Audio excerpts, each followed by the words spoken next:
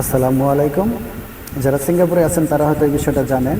তো যাই হোক, সিঙ্গাপুরে আমাদের কোম্পানিতে আজকে 7 মান্থ যে প্রেয়ার, চাইনিজ ভাষায় যেটাকে সামবায়াং বলে হয়।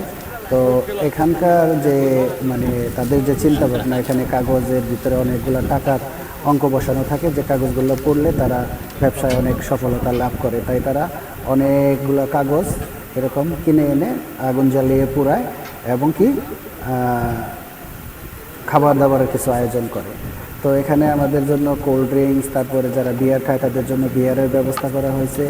এরপরে আবার আমাদের জন্য ভিতরে খাবার দাবারের আয়োজন করা হয়েছে, যা আমরা সবাই দুপুরের লাঞ্চ করছি আজকে এখানে।